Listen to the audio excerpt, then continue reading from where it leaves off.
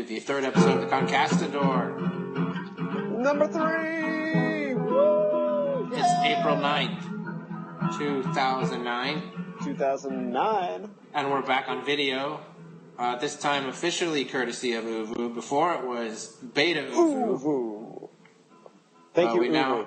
Uvu is now given us an account. So they're the official and only sponsor of the show we have right now. And we gotta say we're working on figuring out the size thing going on. We don't think there's favoritism towards Oakland, but we don't know. Here in it might be that they made me bigger because I'm prettier. I don't know. Yeah, right. I don't think that's it. I don't know who's determining pretty. It might be because you have a super account though. That's our theory, right? Yeah, that's our it's theory. Either that or your we'll figure it out. Or your fancy Microsoft give a brief description of your encounter with the folks at Uvu. Well, I was at the Web 2.0 Expo, and I went over and I said, "Hey, we used Uvu for the first podcast, and we really liked at least what we got because we couldn't find anything else that would let us record more than." It was the only thing that did it. Yeah, it was the only thing it's that got did the what market you needed corner to do. More than 2 people in video, and they'll do up to 6 people in video, and then 6 more people on phones or audio at a time. That is so cool. You remember how much video conferencing equipment used to cost? Like I supported a ISDN-based dedicated video conferencing system that was at that G&B battery when I worked for EDS. That thing was like connected to Japan, and they had other sites that had similar dedicated systems. Those things were super expensive every month to run. And they were video? Yeah.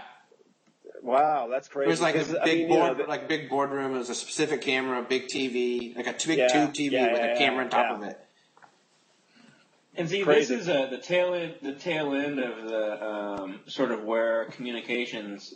We were talking about sort of what the last 10 years would be like. The communication have been like, and what it was like 10 years ago. So 1999, how things were, and there was like some people had cell phones. Like I think we determined that. Matt did. I didn't have one until the next year, or maybe even 2001. I think it was 2000 when I got. Well, the question is it the time period that I had a cell phone and a pager, or is it the time that I just had? I think it may have been a time when I still had a pager because cell phones were so expensive that you had to be important enough for me to call me, like send me a message on my pager, and then I would check it. And then I would call you back because I'm not going to leave my phone on because I'm going to just take random incoming calls on my cell phone because it was so expensive. Or if you're really cool, you had a Sky pager. I didn't remember those. I actually had Sky pager. I think I looked at that program number back when I had that 1-800 number. I think. Right. Sky pagers were the first to do that, and they were like nationwide coverage and all that stuff. It was a big deal. And Q-Tip sang about it. Right. And Sir Mix-a-Lot. Was it of a Sky pager? No. The Sir Mix-a-Lot song, the chorus of the song that he said over and over in it was his Sky pager number. He was like trying to get people to leave as many messages as he could. It was Candyman. It wasn't Sir Mix-a-Lot. Sorry, it was Candyman. It was the same guy that did Knock on Boots. Did Knock on Boots. It was that guy. You love me so, never ever gonna let you go. That guy. He's on a fucking Burger King commercial right now. By the way, Candyman. Are you kidding me? Are you really? Sir Mix-a-Lot. No, I saw that. That's messed up because it's a SpongeBob. It's like a kid's commercial. It's inappropriate. Are you kidding? Really weird. No, it's a SpongeBob kids meal commercial. They talk about butts the whole time. Yeah, they have square butts. They say square butts. Yeah. It's like SpongeBob. At the end of the commercial, he says, "Man, booty is booty." Yeah, it's for kids meal. What? Yeah. It's like even kids booty, I guess. Right. Yeah, exactly. or square booty or whatever, dude. That's so speaking of square booty, we should just scroll into the tech side of things. You talked a little bit about 2.0 Expo. Yeah, a little bit more about the Web 2.0 Expo. I got a free thing that Techzilla posted on there on Twitter hey, come and see us record a live show. Technical is part one a Revision 3 show. Yes. And so I got to go to the floor for free. Look at the booths and things. And nice. That's where I talked to Uvu and told them how we'd used Uvu before and how I wanted to use it. And they were like, okay, we'll see what we can do. So that's how they've sponsored the show now, is through that. But did I just say that exact thing before? I think so, what? But I say bring it again because they're sponsored. I'm just trying to remember if I said it exactly that way before. Because I was like, wait a second. I'm going to take a drink from my Uvu I'm going to be rapping about Uvu. Right, exactly. That's fine. But it was a really interesting to see the show recording and to talk to. I met Patrick Norton and Veronica Belmont, who is at Veronica on Twitter. Paul follows her. Twitter. And I don't think did you know she did the show? Oh yeah, no, I totally knew. Okay, I didn't know. Yes, absolutely. You watch any of the Revision 3 shows? Yes, taking a sip from your eBay glass of water. Yeah, you see that? Matt's pushing for another sponsor already. People lined up for these. I waited till it was the end of them. I got my free beer from IBM at the Web 2.0 Expo. Was it really IBM or was it Lenovo? No, it was IBM. I love the free beer in the recession. I think that's great. Yeah, it's good for you. But liquor sales are actually up. I mean, that's how you really know that it's and pornography and drugs. I think too. Right. And because they were on the decrease, right? And they were saying like dessert places, like dessert restaurants are doing okay in some places too. They're doing better. Weird, just some cake and shit like that because men's underwear sales are down, and that was one of Alan Greenspan's big indicators, I guess. What the heck is that men's mean? underwear. What does that mean? I think it means some weird shit about Alan Greenspan, maybe. Yeah, right. He really likes men's underwear. Yeah. So what's this Google and Common Sense versus Associated Press? Yeah. Or the API, what is it? It's the feed. It's the AP, I guess, right? They are. Associated Press. They were all upset about the way they're linking and they're trying to sue them, and everything they do is under fair use. They're trying to go and eventually go after everybody. You know what?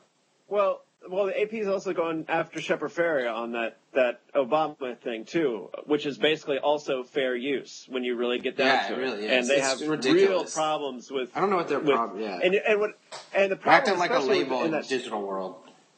Yeah, right, and especially it's just that Shepard Fairey thing. They don't even own that image. The photographer actually does. So it's like they have big problems with. Well, with and all it's that totally stuff. fair use. It's completely fair use. It falls under like two different doctrines.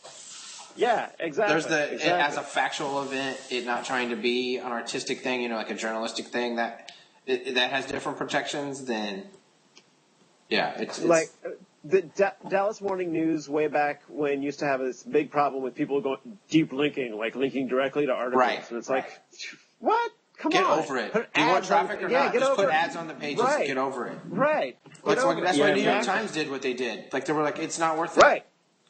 Right. We're for fuck's sake, why are we talking about this and like the people, like company after company why are there still companies in the 21st century marketplace?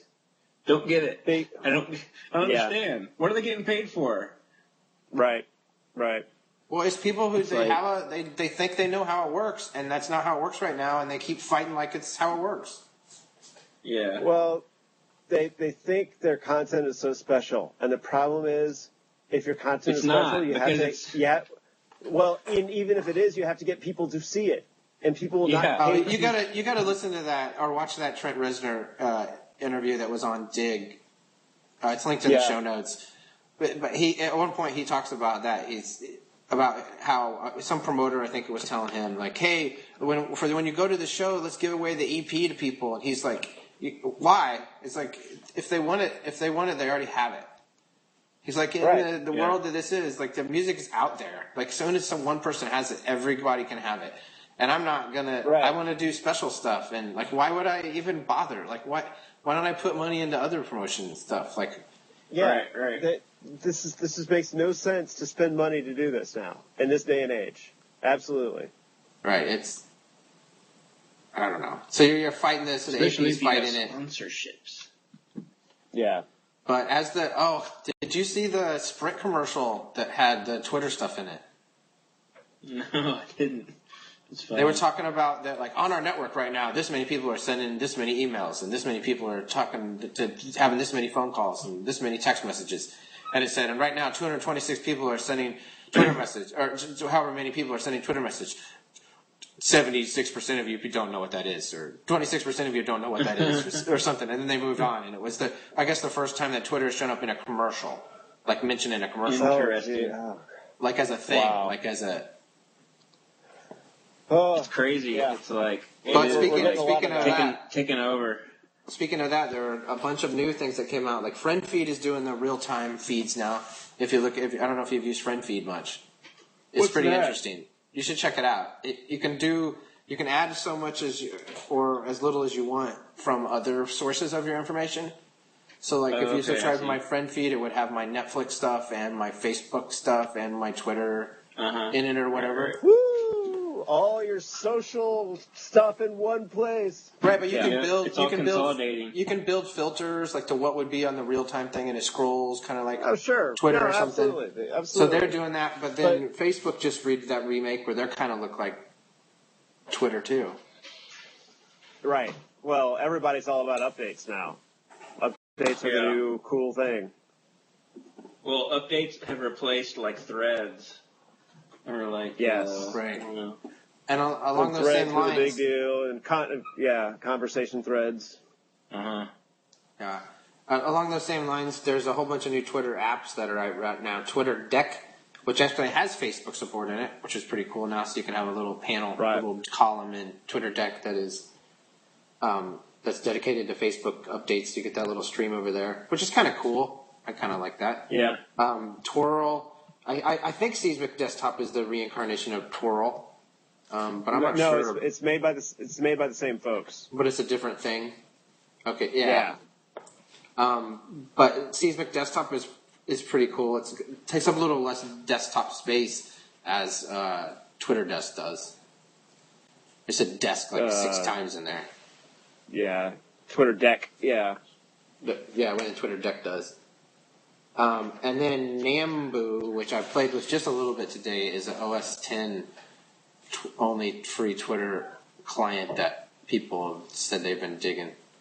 But I kind of like having TweetDeck because it's an Air app and it can be the same thing on my Mac and my Windows machine. And I don't have to get used to anything different. Twidget, Matt? Is that a... I think that's what Brian uses, Twidget. I think that's what all his tweets look like. They're posted with that. Does he post them through some proxy that he set up or something, or? Is it? I thought it was just. I don't think it's that. Oh, is it a widget in OS 10? Yeah, maybe. Yeah, Widget. I bet that's what it is. So he's posting from OS 10. He goes to the widget thing and posts, and then goes out. So that's how. Widget. That makes sense. I think so. That's what I'm guessing. But also, I've installed this week Pigeon, which Pigeon supports like every IM protocol, everything that's out there. Which is nice if you like have to contact. You can do Facebook, you can do MySpace, you can do Google Talk, and Twitter, and it's crazy. Is it like now that what was the Trillion? Is that kind of like the Ultra Vista of this whole game? Well, on top of that, I just downloaded the beta of the new Trillion. Oh, how is the new Trillion? It looks I remember cool. them from way back. Yeah, well, I had a beta of Trillion before they ever sold anything. To where when they went pro, they gave me a pro license back in the day. Like that's how long ago I used Trillion. I love Trillion. I loved it. If you had to like talk to people on ICQ, which is what we used back then, for personal stuff, maybe ICQ, and then maybe MSN for work or MSN, something. Right. Yeah, it was all about. And then there were some people on Yahoo eventually too. Yeah. So I think I used Trillion for a while too, if I'm not mistaken. But I think it's pretty much an open beta right now. So if you go look for it, it's out there. You can get it and get that for free right now. It's worth playing. I don't know. I like testing this stuff out. I like playing with it. I don't need 15 different applications that do the same thing, but every once in a while. Of course. Pigeon's nice, because it's cross-platform. It runs on Linux and Windows, a whole bunch of different distributions, different OSs. So it's nice, again, to have that universal thing. But that's why I really dig Air apps for that reason. What's Java not sucks. nice is Java. It kind of puffs balls, and IBM's not interested in buying them anymore, and their stock price is falling. Well, what it was is that they made an offer, and the president took it, and the CEO the founder turned it down because he doesn't really like Microsoft. He stepped in and smacked on it, huh? So then IBM was like, well, whatever, we'll go away and probably fall apart. All right. I heard Twit that they were talking about, well, what if Apple bought? It would almost make sense for them to buy it for like the server market, so they could. But that's not really what they do. Obviously, it's such a weak company that doesn't make a lot of sense for anybody to buy it, except for the technology.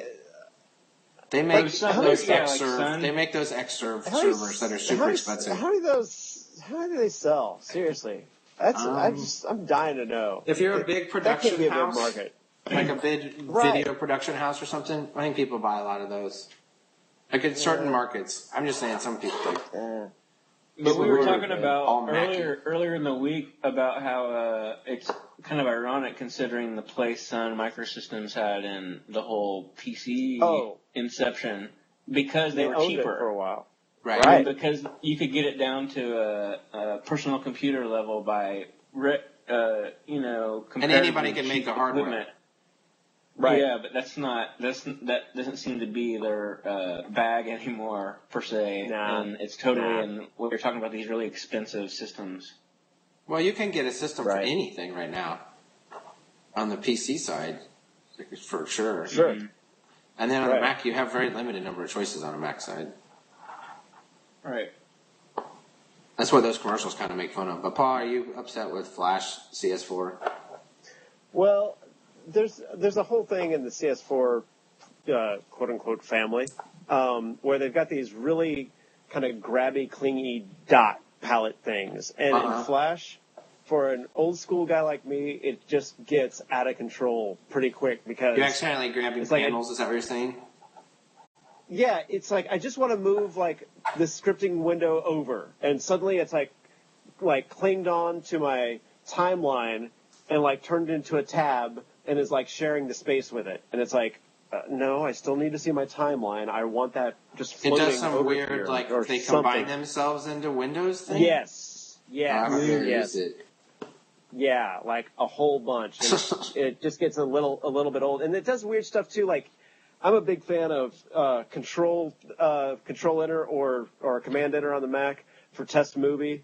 And if you do that when you have the script window open, I've seen it will have your Swift push halfway down within the window when it comes up. So it's like, okay, I can't see half of my work. And then you go and you close the actions panel, and then you do it again, and you see it all. And it's like, what is wrong with this thing? Is this like iMovie 08 syndrome or whatever, where they have some overzealous designer that changed stuff? And I think they just kind of borked the interface on this one, and it makes me scared because I think they're cranking these versions out too fast anymore, and it used to be like a couple years at least. I think they're on an 18-month cycle since CS3. It's like who needs a whole new, a whole new kit of stuff in 18 months. Was it them fixing stuff, though, to some extent, too, or no? Well, I'm sure in some cases, yeah, but in this case, I kind of think they broke some stuff. Honestly, it's like I sort of really miss working in CS3 in a lot of ways. But whatever. I'm a fogey in this game. Yeah, in a lot of ways I can. I mean, it's funny, though, because that one wasn't free. We've got CS4, obviously, from the university for anybody that's a student or anything else for free. So didn't you already have CS3, though? Yeah, I do. I do have CS3, so I'm in good shape either way, obviously. But right. Yeah, it's very, very strange, and it hasn't happened in a while. I've been loving Adobe's takeover of the Macromedia side of things since it happened. But so yeah, and we've talked about communication, right, from 10 years ago. Yep. Yeah, we did. There's too many methods. Nobody's hyper out of control. We have never faxed each other. No, we haven't. We never faxed each other. I hate fax machines. I really hate them. We have never used CB radios. I've used CB radios, but not with each other. We've probably used walkie-talkies at some point or another, Paul. Yeah, you and I have, absolutely. You ever used a CB? Did you ever have a CB, Matt? My grandparents had I've one. used a CB. And they would use it. My grandpa's van had one in it, and my grandparents had one. You had them back in the 70s, didn't you? They had a big tower. Yeah. Absolutely. Yeah, when they were huge and badass. Like all the cool kids had them on their fucking cars and shit. Instead of an iPod or a cell phone.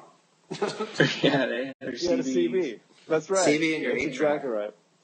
GM and Segway and what announced and showed this weird, bizarre two-wheel balancing vehicle.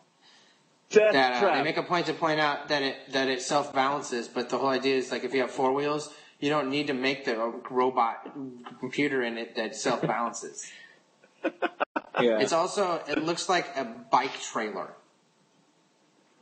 It does kind of like a big trailer. It looks like big paramedics will be pulling them off of people. And giving somebody some golf clubs. Yeah. It's it's like a really strange little vehicle. And Matt's point earlier was a good one, that the Segway was having problems because you can't drive the damn thing anywhere, really, legally. Right. They're like outlawing them in so many cities now. Well, as soon as they came out, that happened. Because think about it. Would you want that on the sidewalk? No. And you don't. On the Segway. Yeah, that's the only place you see them. Right. That and like security guards or like people in parks departments and things. There's a dude that lives around here that has a Segway. On campuses, do you want to punch him every time you see him? On college campuses. He just looks really strange. Those things are like $4 or $5 grand. Yeah. Yeah. It's like, man, I get a really nice bike for that and go faster than you. And they don't let me ride on the street. So what's GM's involvement in this thing? What is GM? I don't know. I think their involvement from one of the articles that I read is it sounds like they're BS spin because they said it's going to wirelessly navigate around traffic congestion. What? That doesn't make any fucking sense. What? No, it's just, and it's coming out they hope by 2012 it'll come out, and it'll be 1/4 to 1/5 the cost of a normal automobile. And it's like, it's a bike trailer. It better be a lot less than 1/4 the cost of a normal automobile. Yeah, no kidding. It costs me $5,000 for a bike trailer. I mean, I could get a really nice bike. Or a motorcycle. Yeah. Or for $5,000, I could get an electric motorcycle. And the other thing that I thought was really great is not only does it only go 35 miles an hour, but it only lasts for 35 miles. Right. So you can use it for an hour, and then what do you do? Real handy. I guess you can hook on the back of your bike and pull it home. Push it. What are you doing? I'll get my exercise. This other rail pod thing that's kind of strange as well. Yeah, and I saw another reference to this somewhere that had a little video link that was kind of weird. But it's basically the idea is it's a little car that self-balances that two people can fit in. And they use to use each direction basically of the rail, and then they can also cluster together and break off and go intelligent directions or whatever in rail systems. But it's sort of like everything's rendered. It's like this kind of it's just a concept, high in the sky idea as a concept basically that somebody's trying to sell. But somebody's actually I think worked out the mechanism to make the thing balance on a single rail, which is pretty. Why is it a big crazy deal for it to balance on a single rail? Well, I don't know. I mean, just you think about sure, but and Disney World had that for like 40, 50 years or something. It's a little Homer Simpson tried to sell those. Yeah, that's the best. That's the best episode. I love that one. The Simpsons, the monorail. Yeah, the Springfield monorail. Springfield's getting a monorail. So what's the YouTube link? the weird little thing. That was a link to the Puma, this GM vehicle thing. Right. Yes. Yeah. So we got to the video to that strange Segway-ish thing that doesn't make any sense. It's the Honda scooter of 2009, man. Honda scooter makes sense. Yeah, compared to this. But I don't think Evo will do ads for this. Kelpin takes a job with the White House. Who's Kelpin? Kelpin is Kumar of Harold and Kumar. Oh shit! What's he doing? What's his post? He is media and Asian American cultural liaison or something. Wow, interesting. And he's not. He said, "Yep, I'm not doing those movies anymore." The last one he did was Guantanamo Bay. Guantanamo, right? Have you seen it? You should totally watch it now. It's so funny. It has something to do with a bong, doesn't it? Well, they smoke weed with President Bush in the movie. Like it's funny. It's really hilarious. This guy is actually working for the White House now. Yeah, there's somebody from one of Maggie, the kids that Maggie teaches at university's mom has some post in his administration. It sounded really kind of obscure, but she's totally going to Washington. Yeah, there's a bunch of there's a few IU folk actually that are. I think there's somebody in the Justice Department from IU faculty or something like that. Maybe that's her, because universities, universities. Yeah. Anyway, so Democrat won Rahm Emanuel's Illinois congressional seat. Right. It's pretty cool. I mean, was that in jeopardy of not happening? I was going to say, I mean, you got to really wonder, especially in Illinois. Is it possible for the Democrat to not win? Northern Illinois, right? Exactly.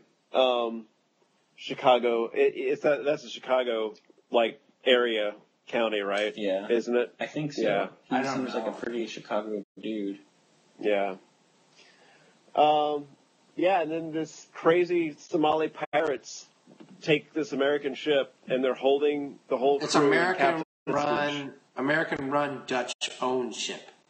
Dutch-owned ship. You're right. American crew. Right. Did you guys see the headline?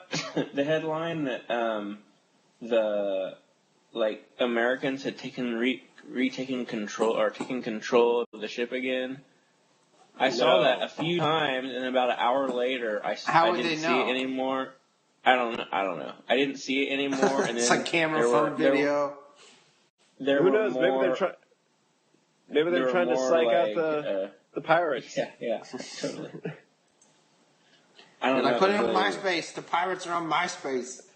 Yeah. They'll totally be checking their cell phones. On Facebook. Yeah, right. Twitter the captain. So yeah, we'll see what happens there. I saw on C-SPAN they were answering questions about it at the State Department. Well, it's also interesting too because I saw an article about how it's all financial reasons. Pirates aren't pirates.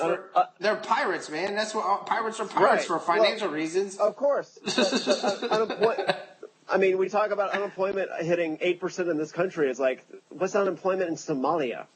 You know what I mean? And it's like, right. This is. And who doesn't want to be a pirate somewhere in their heart? I guess so, but those first guys that took that really big shipping container. I mean, they were like, man, they had to go. They were getting hungry after a while because they ran out of food and stuff. That was not good. Speaking of food, that's what was on this. That's what was on this vessel. It's food. It's food delivered. That was aid. Aid for I forget what African country, but it's the same thing that it's always happened in Somalia. Is you control the food. You can the warlords would always do that. There may have been a few Bibles in those boxes too with the food, but of course, that's right. Whatever. So we go from pirates in Somalia to Indian elections are coming up. Indian elections, yep, that's right. And Google has some coverage. At least that's what the link in the show notes are. I don't know a lot of details about it other than that it's a big deal for their government right now, and they're really that could really shake up that part of the world, depending upon what happens. I think they're kind of right. Our politics, they're sort of left of center. I think with who just got in this last time, so it could go in a much more conservative way, especially since the Mumbai attacks, et cetera, et cetera. That's what it's all about, right? Exactly. But then it's like what happens with Pakistan and what right? That's the it's a powder keg. That part of the world is where shit's gonna really go down when shit starts to really go down. I don't see how it's not. It's not gonna be Iran. Well, it's not gonna be fucking North Korea. It's gonna be Pakistan and Afghanistan. From this Google site. Well, Pakistan and India, we already are terrible. We're like, okay, you're allowed to have nuclear weapons, kind of. You're in a secret club. Yeah, they all have their handshake. Listen to this. I mean, one of the most recent quotes, senior BJP leader L.K. Advani on Tuesday assured of security of life and livelihood for the people besides good governance if BJP is voted into power. Yeah, they're all going to be going on security. It's all going to be an anti-terrorism thing. So, yeah. Oh, they're upset, man. I mean, they're freaked out. It's not like it's new either. They've been going through this stuff for a long time. Depending upon where you're in India. But Mumbai was so organized and so blatant, and then the Kashmir thing has just never died down, and it's constant. It's another one of these. It's these areas. Part two, right? It's all those areas were cut up into countries. They weren't countries before, right? Before colonization, basically, not like the way they are now. They were sliced up and turned into countries. And why don't they work out? Why isn't Iraq happy? Well, it's because you just took a bunch of people and kind of clumped them into a country and said, "Hey, you guys are in a country, okay?" You guys want to be a country? All right, you're a country. Right, but along the country, talking to different countries. So we're talking to Iran. Yeah, yes. Well, kind of. We're saying we're going to, and we're going to have direct talks with them. But we're still against their. Actually, it's kind of shady if we are against reconstituting uranium because Obama really hasn't said anything about it. But he has said that if Iran wants to use nuclear power for peaceful purposes, then that's fine. But they'd have to be willing to let inspectors inspect vigorously.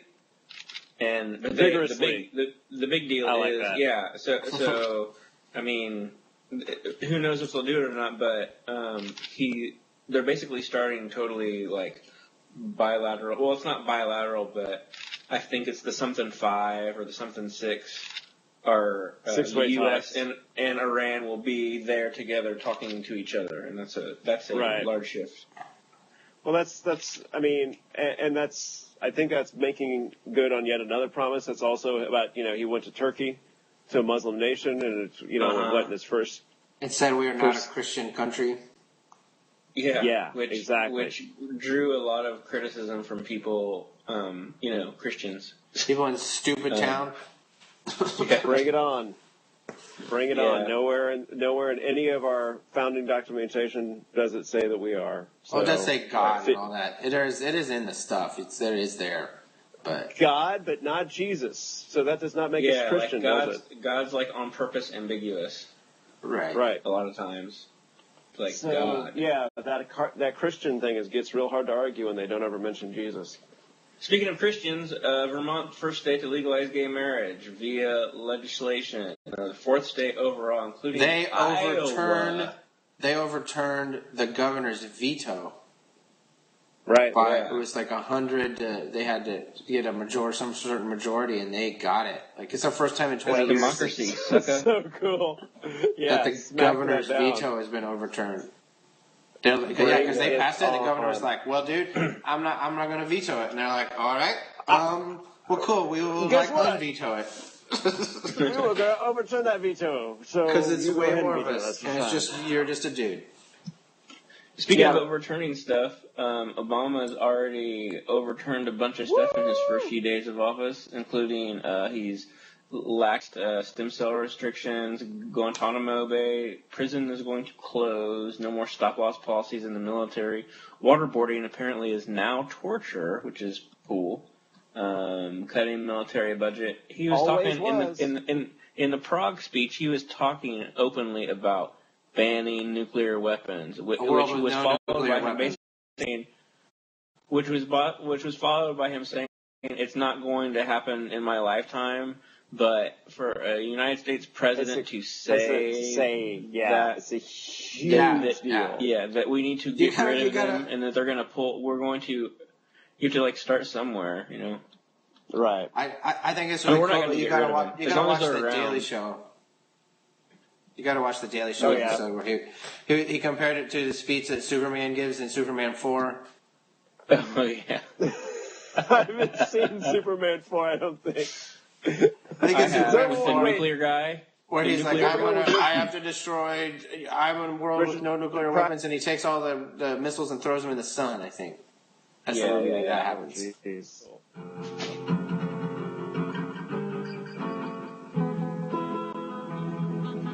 So lots of really cool music stuff going on lately. Chuck D being in Bloomington on this past Saturday is probably the most recent one. He spoke at the Near Marshall Cultural Center here. Where's that? Where on campus is that? It is right behind the auditorium. It's it's where they tore down what was the African American Cultural Center and built a new one. Years later. It's the new it's the new African American Cultural Center, and he spoke there as part of a symposium. He does what he describes as conversations because he doesn't really stick to any one topic. He just, like, my favorite example is he brought up Soulja Boy, interrupted himself getting into his soliloquy about Soulja Boy by somehow comparing him to New Orleans Katrina, and then by way of that got into the history of New Orleans and the Mississippi River and how it was used to move slaves.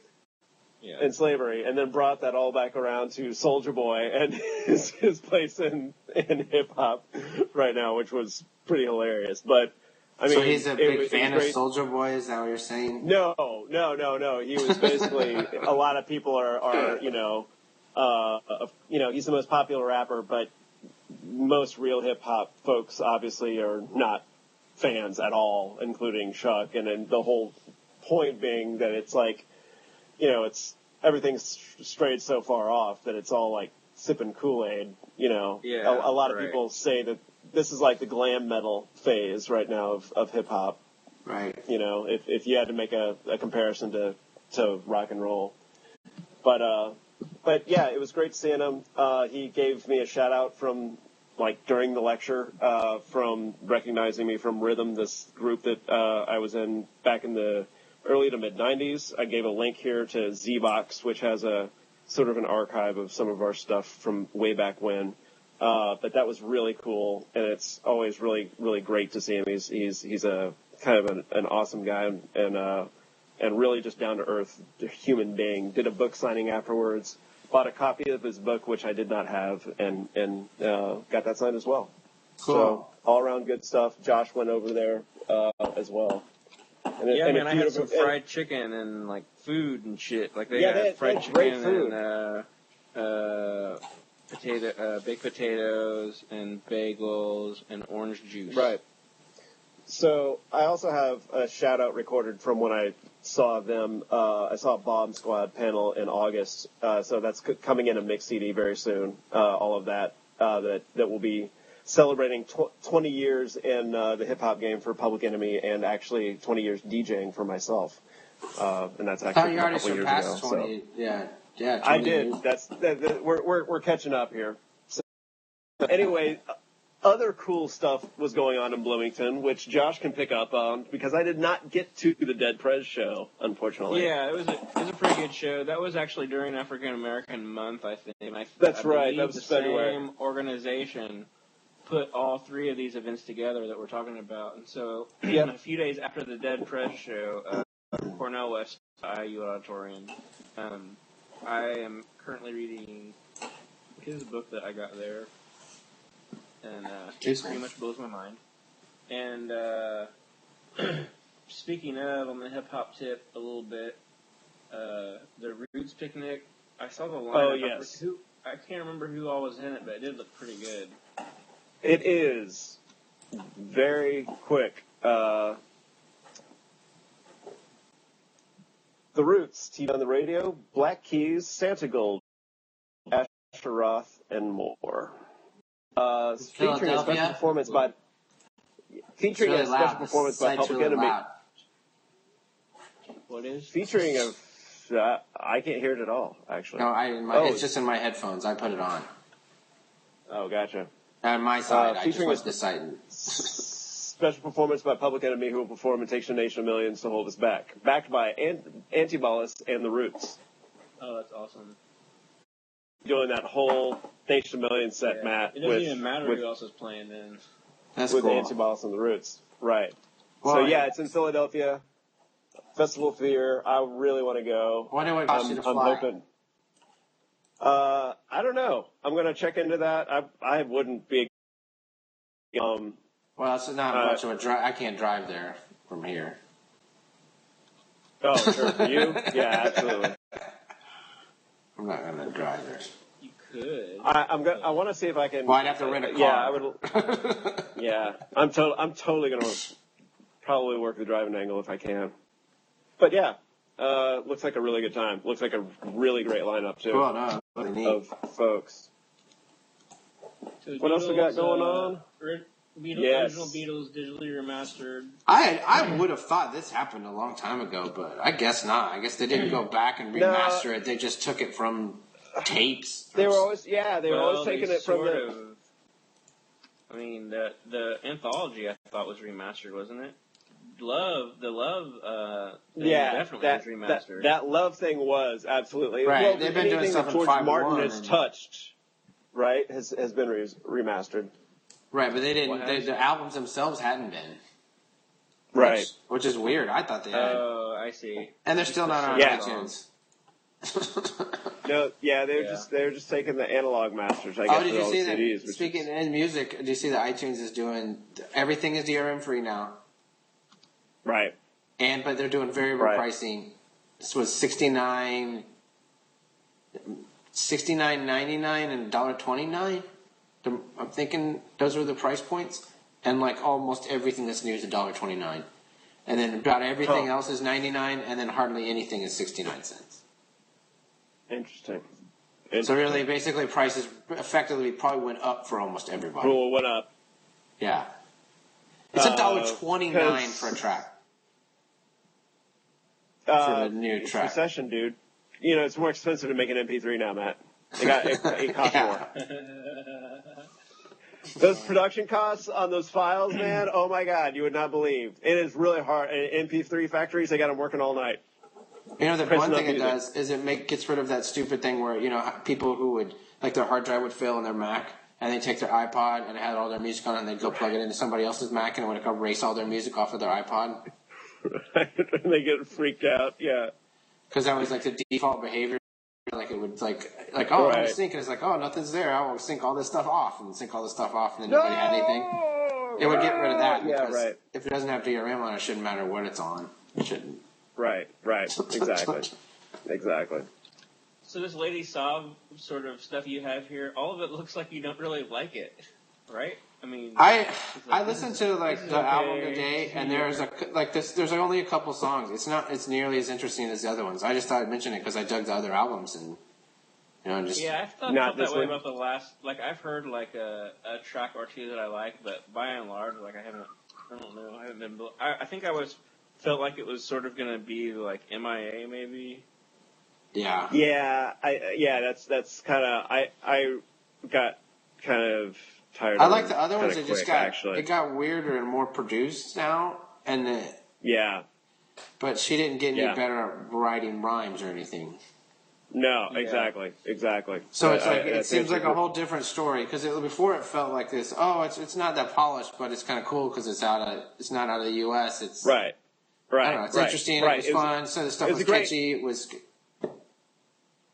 great novelty. Honestly, is what I took it as, and maybe. I think it ended up kind of being that a little bit, which it happens. Not to say she couldn't go somewhere, but I don't feel like she's not MIA. You know what I mean?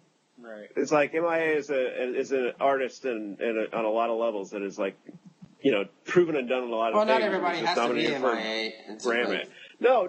I'm just saying, like when you make that comparison that with anybody, it's like it kind of sucks. But for Sauv, I think she's more like she's honestly a little bit more of a Vanilla Ice, I think, than a MIA. Oh, that's not fair. No. I mean, she's not going to have a lot of hits. She didn't rip off Queen. Okay, maybe Everlast. Maybe she's Everlast. See, that's fine. Everlast is fine. I like Everlast. Right. Not as Everlast, but as. And then we have the 9 Inch Nails app for the iPhone, which, as far as I can tell, is still not out. Right. Which they're talking about. It's been submitted. And they're promoting it. It's supposed to, but the thing is, you never know when these iPhone apps are going to get approved. But Reznor did have a really cool interview on Dig. You should check out. A lot of it about the movie or the music industry and like what he's done and what he's doing, and the fact that he funded this iPhone app, and the fact that he funds his own website, and questions about all the HD video they gave out to him, like they gave out to the fans to edit and stuff. I don't know. It's pretty interesting. What were you saying, Paul? Matt being freaked out by his biceps. The fact that he looks like Henry Rollins now. He used to look like that skinny dude with long hair. Like you knew that dude, and now he looks like Henry Rollins, which almost like he has giant arms, nice neck. He used to do a lot of cocaine apparently in the Marilyn Manson days, and that kept him very skinny. Yeah. So good to see him. No, it's good if that's your thing that you do now rather than hard drugs. Is you work out. That's cool. But I was just shocked because I had not seen video of him obviously in a while. Yeah. And I was like, whoa. Exactly. He's looking a lot kind of more like Glenn Danzig or exactly. Henry Rollins than Trent Reznor. That's right. And on Glenn Danzig, I think that's going to be the end of so thanks to Uvu for this show. Thanks to Uvu. Thank you. Check out Uvu at oovoo.com. It'll be in the show notes and stuff, but it's also on the video if you're watching this in the video format. That's right.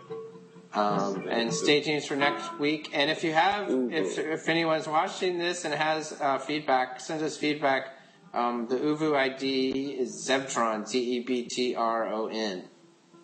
So Zebtron on Uvu, and you can send us a video message or whatever. Yeah, each of us has an email address. There's Matt at Concastador.com, Paul at Concastador, and Josh at Concastador. If you want to email us individually. Any other email to that domain will get bounced away to Neverworld. So you don't want to do that. Don't do that at all. All right, well, thanks for joining us. Take care and have a great whatever evening or morning or afternoon or whatever it is. Bye.